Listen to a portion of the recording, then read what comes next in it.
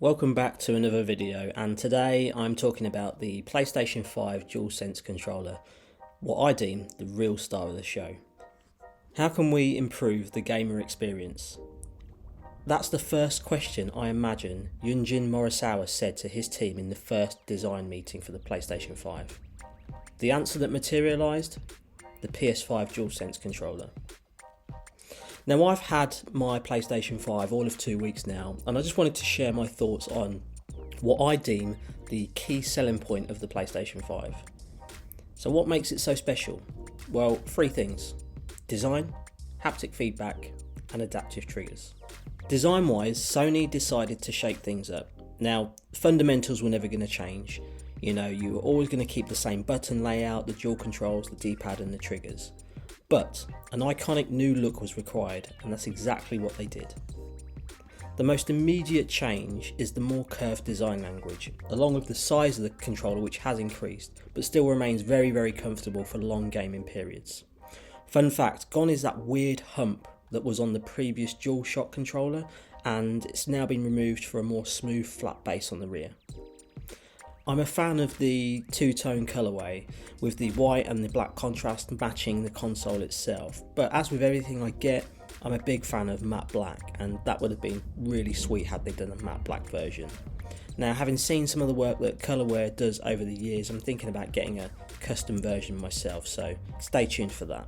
The D-pad and the icon buttons have had a makeover with the transparent look, and the touchpad has been updated, especially in size and touch. The conventional PlayStation button has been replaced, and now you have a stylish logo button. Other changes on design include a more refined headphone port with connectors for stand charging, a built-in mic and a mute button which can mute the mic with one press and mute the whole system if held for 1 second or more. Gone now is the light indication system which was on the top of the old controller, and that light source is now integrated around the new touchpad area, which looks so much more smooth. A few other things that have remained are the built-in battery, which has increased from 800 mAh to 1500 mAh, and it is supported by USB-C charging. Thank you very much, Sony. Now, the main attraction of this controller is without a doubt the combination of its improved haptics and the new adaptive trigger system. Now, the previous rumble motors from DualShock have been replaced by dual actuators.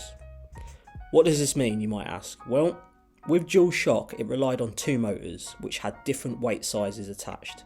So in essence, on any given game you could activate the small motor or the big motor or both together. Now think of it as light, medium or hard vibration. The new system, however, has what they call voice coil actuators, so a coil and a magnet which vibrates depending on the amount of power provided. Essentially, you get more speed and more precision overall. Okay, jargon out of the way, what does that mean for gaming? Well, it means the most impressive experience I've ever come across on a controller. Seriously, I can't praise it enough. My first experience was while playing Spider-Man Miles Morales, and each action movement, whether it be fall from height, a fight scene or jumping on top of a moving car, all provided a different haptic feedback sensation. Accompanied with the perfectly synchronised sound from the controller, it made for an experience which I'd never felt before.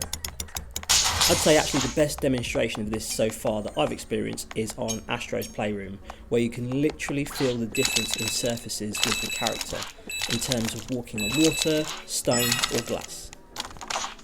Right now there's only a few games making use of this feature, but I am super excited to see how developers are going to utilise this moving forward. So that alone is truly next gen, but that's not where it ends, as the upgrade from the standard trigger buttons to adaptive triggers is another game-changing addition. So for the techies out there, it means that inside the triggers are special geared motors that provide realistic tension. So in gameplay, in particular Spider-Man, when you sling a web or you grab or throw something, you're met with real force from the trigger buttons. It's nothing short of incredible, and in my opinion, the future of gaming. When you add all this together, it makes for an impressive experience that on that first play leaves you wondering about future gaming possibilities. I have to admit, I can't help but wonder why Xbox didn't develop something similar like this themselves, or at least make some improvements to their existing controller. As I mentioned at the start, for me the PS5 controller is without question the key USP for the PS5 and certainly the star of the show. I just hope that gaming developers utilise these features moving forward as the game's catalogue grows and grows, and I hope they resist the urge not to include these features, in particular for dual titles that utilise the PS4 and PS5. Only time will tell. Guys and girls, if you've made it to the end, thank you very much for watching.